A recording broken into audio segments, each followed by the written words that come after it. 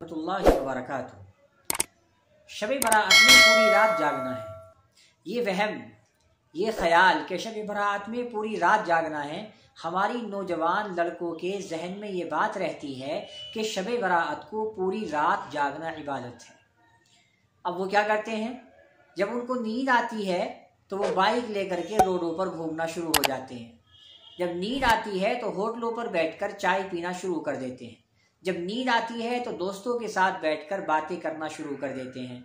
और बहुत सारी जगहों पर तो ये भी देखा जाता है कि जब शब बारात में उन नौजवान लड़कों को नींद आती है तो वो मोबाइल में गेम खेलना शुरू कर देते हैं। उनके जहन में ये बात है कि किसी भी तरह से जाग लो, पूरी रात जागना इबादत है।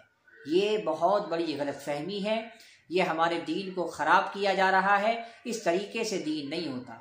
सबसे पहली बात यह है कि दीन के अंदर कोई ज़ोर और ज़बरदस्ती नहीं है, दीन के अंदर कोई मुश्किल चीज़ नहीं है। हमने खुद अपने आप हर चीज़ को मुश्किल बना के रखा हुआ है। भाई, आप शब बारात में कुछ नमाज पढ़ना चाहते हैं, इबादत करना चाहते हैं, कुरान पढ़ना चाहते हैं तो आप पढ़िए। जब तक आपसे पढ़ा जा रहा है आप खुश दिली के साथ पढ़िए, और जब आपको नींद आ रही है तो आप सो जाइए। ये कहाँ की बात हुई कि आपको नींद आ रही है, आपने बाइक ली और रोडों पर घूमना शुरू कर दिया। आप देखें, इस चीज़ का मुशाहदा करें।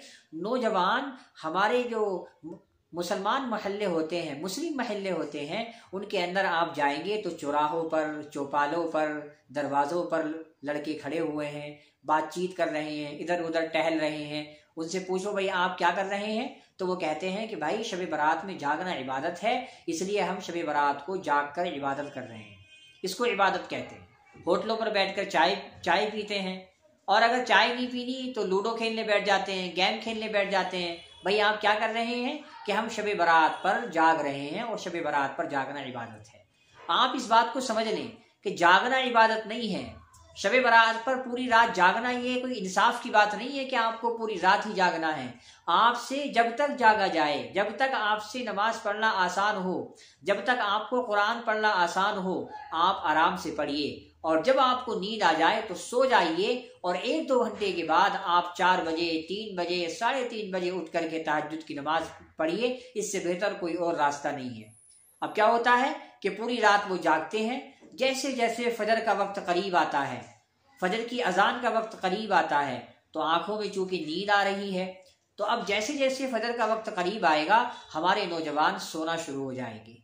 और फिर ऐसा सोएंगे कि फजर की नमाज भी खत्म हो जाएगी। सुबह को 8 बजे 9 बजे सो करके उठ रहे हैं, और अपने आप को बड़ा अच्छा समझते हैं कि हमने तो पूरी रात जाग कर जो है इबादत कर ली, अपने अल्लाह को राजी कर लिया।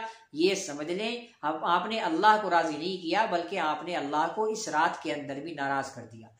होना तो ये चाहिए था कि आप अल्लाह को इस रात में राजी करते, आप मुसल्ला बिछाते, आप नमाज पढ़ते, आप कुरान पढ़ते, आप रो रो कर अल्लाह से अपने गुनाहों की तौबा करते कि अल्लाह पूरे साल जो हमने गुनाह किए हैं हमारे गुनाहों को माफ़ फरमा। लेकिन क्या हुआ, हमने बाइक ली, बाइक में तेल भराया और रोडों पर चलना शुरू कर दिया। पूरी रात टहले, पूरी रात घूमते रहे, फिरते रहे, और जब फजर की नमाज का वक्त आया तो हम सो गए, और सुबह को हम 10 बजे उठ रहे हैं। तो ये कोई अच्छी बात नहीं है, हमें इस चीज़ से बचना चाहिए। मेरे नौजवान भाइयों, मेरी अजीज़ बहनों, इस चीज़ को अच्छे से समझो। पूरी रात का जागना कोई इबादत की बात नहीं है, कोई ये तारीफ़ की बात नहीं है। जब तक आपसे नमाज पढ़ी जा रही है आप आराम से नमाज पढ़िए, और जब आपको नींद आए सो जाइए। सुबह को 3 बजे 3:30 बजे उठ करके आप तहज्जुद की नमाज पढ़ लीजिए। ऐसा ही है जैसा आपने पूरी रात इबादत कर ली हो। अल्लाह हमें समझ अता फरमाए, दीन की समझ अता फरमाए, और एक दूसरे को दीन पहुंचाने की भी तौफीक अता फरमाए। अस्सलामु अलैकुम वरहमतुल्लाहि वबरकातुहू।